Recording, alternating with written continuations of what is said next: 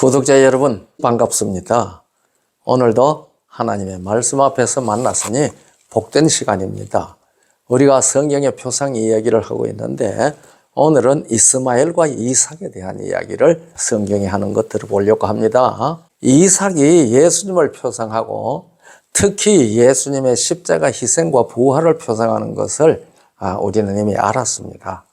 오늘은요, 이스마엘과 이삭이 무엇을 표상하는지 비교해서 성경이 말하는 것을 우리에게 가르쳐 주실 것이라고 저는 믿고 말하려고 합니다. 아브라함은 창세기 15장에서 자기 몸에서 나는 자라야 그의 후사, 상속인이 될 것이라는 말씀을 하나님께로부터 직접 들었습니다.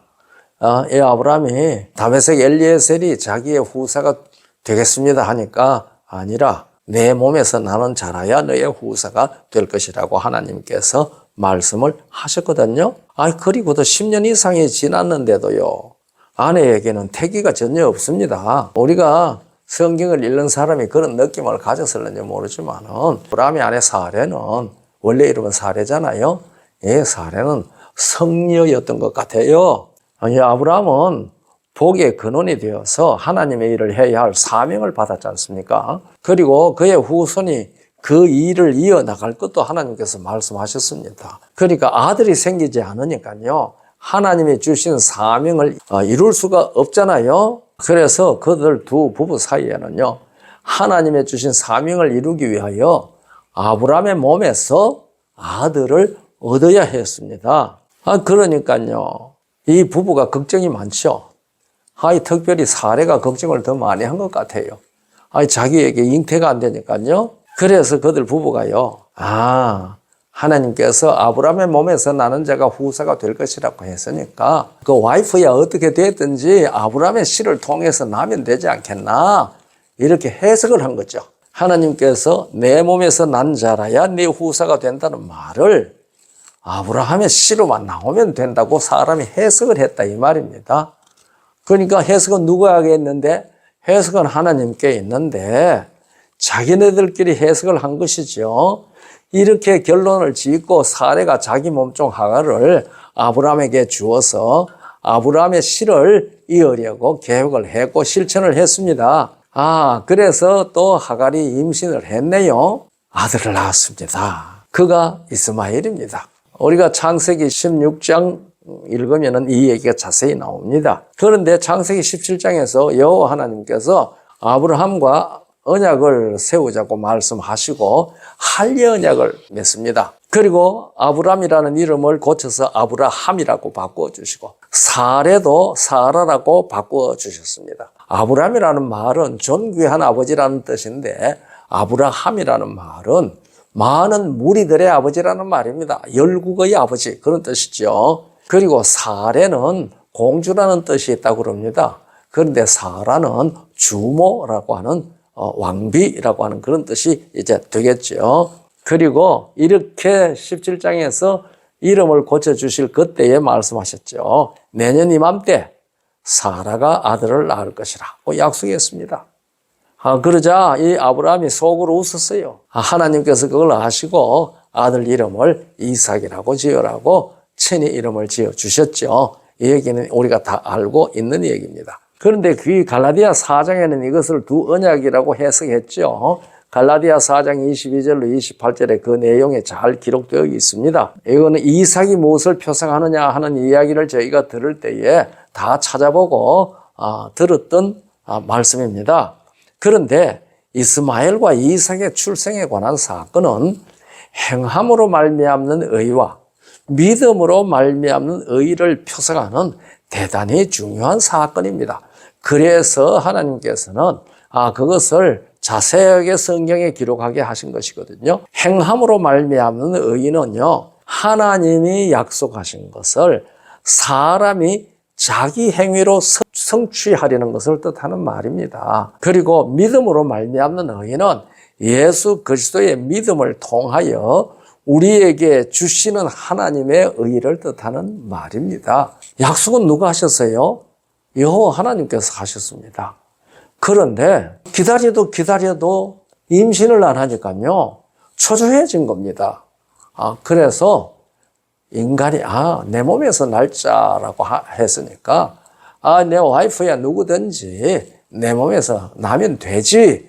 이게 네 몸에서 날짜라고 하신 하나님의 말씀을 인간이 해석을 한 거거든요. 이거 아주 위험한 일입니다. 오늘날 성경도요, 얼마나 많은 사람이 인간의 해석으로 설명하고 가르치고 그렇게 하는지 모릅니다. 그런데 성경은 우리가 창세기 40장 8절에 해석은 하나님께 있다고 분명히 말씀을 하신 것, 이 성경을 공부하는 사람들이나 가르치는 사람들은 유의해야 합니다. 하나님은 아브라함에게 그와 그의 후손이 영원한 생명의 후사가 되어서 영원한 나라를 상속받게 될 것이라고 하셨잖아요.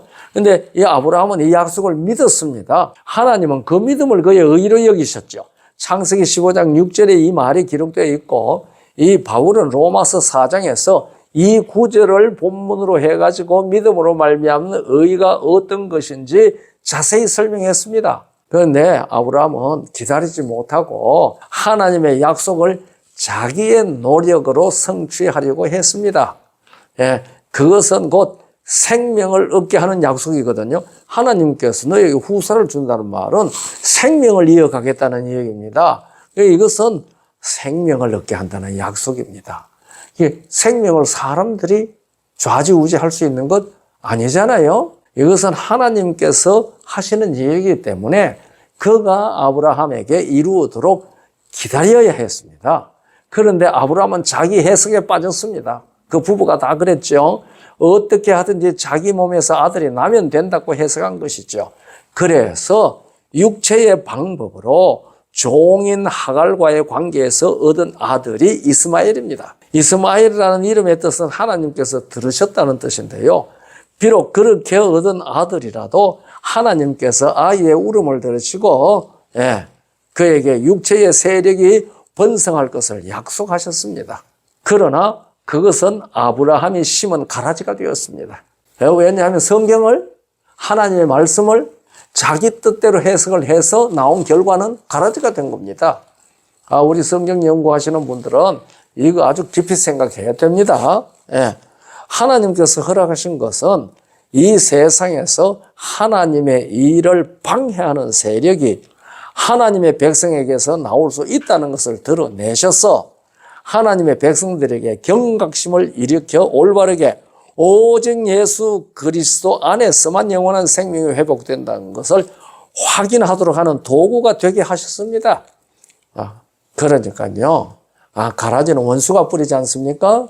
그러니까 성경을, 하나님의 말씀을 자기식으로 해석하는 것은 사단이 뿌리는 가라지를 씹는 결과가 된다는 사실을 우리에게 보여준 것입니다. 그래서 구원받는다는 것은요, 사람을 창조하실 때 약속하신 영원한 생명을 회복하는 것입니다. 그때 하나님께서 약속하신 것은 영원한 생명이라고 요한일서 2장 25절에 우리에게 가르쳐 주셨습니다. 결국 하나님이 우리에게 주시는 의는 영원한 생명입니다. 그러니까요, 이스마엘, 아브라함이 하갈을 통하여 이스마엘을 낳은 것은 인간의 방법으로 생명을 이어가려고 한 것입니다. 그런데 인간의 방법으로 이어가는 생명은 다 사망이 됩니다. 그런데 하나님의 방법으로 생명을 이어가려고 하는 것을 핍박하는 세력이 됐다고 성경 기록하고 있지 않습니까? 육체로 난 자가 약속을 따라 난 자를 핍박했다고 갈라디아 4장에 기록을 했습니다. 그래서 오늘날요, 행함으로 구원을 이루려고 노력하는 그러한 단체는 오직 믿음으로만 구원을 기다리는 사람들에게 가라지 노릇합니다. 저 사람들이 예수 훨씬 더 잘 믿네? 훨씬 선한 일들을 더 많이 하는데? 이런 식으로 된단 말입니다. 그것은 사람은 나타나는 행동만 보거든요. 그렇기 때문에 진정으로 예수 안에서 생명을 얻은 사람은 소금과 빛의 역할을 잘 해야 합니다. 그래서 믿음으로 말미암는 의라고 하는 것은 하나님이 우리에게 주시는 영원한 생명입니다. 그래서 로마서 5장 18절에 이런 말씀이 기록되어져 있습니다. 그런 즉 한 범죄로 많은 사람이 정죄에 이른 것 같이 의의 한 행동으로 말미암아 많은 사람이 의롭다 하심을 받아 생명에 이르렀느니라. 이렇게 번역됐는데요. 이것은 조금 번역이 그렇습니다. 이것을 아주 직역을 하면 이렇습니다. 그런즉 한 범죄로 모든 사람이 정죄에 이르렀고 의의 한 행동으로 모든 사람이 생명의 의에 이르렀다. 그러니까 여기서는 생명의 의라고 분명히 우리에게 밝혀주었습니다. 그런데 번역하는 사람들이 생명의 의라는 것을 잘 몰라가지고 이렇게 의의 한 행동으로 말미암아 많은 사람이, 이것도 모든 사람이라 해야 되는데요, 모든 사람이 의롭다 하심을 받아 생명에 이르렀는 이런, 이 말이 뭐 그렇게 틀렸다고 할 수는 없지만은 생명이 의라고 하는 사실을 똑바로 지적하는 데는 잘못됐죠. 그래서 영원한 생명은 사람의 노력으로 생기는 것이 아닙니다. 오직 생명 자체이신 예수께서 주시는 것입니다. 그것을 철석같이 믿어서 이 생명을 얻는 것이 믿음으로 말미암는 하나님의 의입니다. 아브라함이 이삭을 낳은 것은 이것을 우리에게 가르쳐주는 역사적 실물 교훈입니다. 그러니까 이스마엘을 낳은 이야기하고 이삭을 낳은 사실은 육체를 따라 난 언약, 시내산 언약과 예수 그리스도로 말미암는 하늘 예루살렘의 언약, 이 두 가지를 표상하는 것입니다. 육체를 따라 난 자는 종이고요, 약속을 따라 하늘 예루살렘으로부터 나온 사람들은 다 하나님의 자녀들입니다. 생명을 가진 자녀들입니다.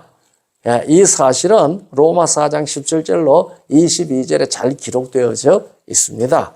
우리 구독자 여러분들 어떻습니까? 우리는 이삭의 계통에 서 있는 약속의 자녀들 확실합니까? 꼭 그렇게 되기를 간절히 바랍니다. 감사합니다.